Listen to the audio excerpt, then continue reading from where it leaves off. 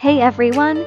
Today, let's explore the exposure process in flexible printed circuit FPC manufacturing. It precisely transfers pre-designed circuit patterns onto the FPC board, a key step for circuit accuracy and quality. Before exposure, do dry film lamination on the FPC-based material. Apply a dry film with P, photosensitive resisting, and PET layers evenly on the copper foil. Let the board rest for 15–30 minutes. A shorter wait leads to an incomplete organic polymerization reaction of the dry film under UV light, while a longer one may leave hydrolyzed substances affecting later plating. Clean the photomask thoroughly to remove dust. For solder mask exposure, the machine needs 5 empty exposures to stabilize the UV lamp's energy. The exposure science: use UV light to transfer the circuit pattern. Align the photomask with the dry film-coated FPC and shine UV light.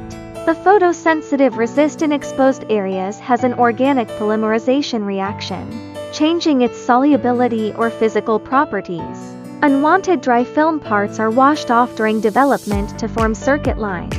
In the actual exposure process, first, ensure perfect alignment with a gap of +0.1 to -0.1 mm between the photomasks and FPC's alignment holes.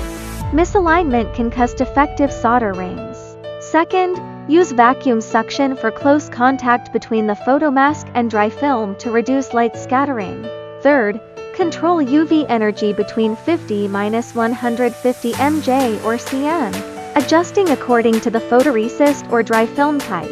Insufficient energy makes the resist soft and dull after development, while excessive energy causes line shrinkage. For double-sided FPCs, place black paper under the board to prevent back exposure. The exposure machine's mercury lamps have a wavelength of 365–380 nanometers, and the light should be parallel with a parallel half angle of about 2. After exposure, check quality. Use a magnifying glass to look for line breaks, pinholes, or short circuits. Check alignment accuracy, ensuring the soldering ring width around joints and through holes is over 0.1 mm for high-density circuits. Use LE equipment to find tiny flaws. That's the FPC exposure process. Precise steps are crucial for accurate and reliable FPC circuits. Leave a comment if you want to know more about other FPC manufacturing steps.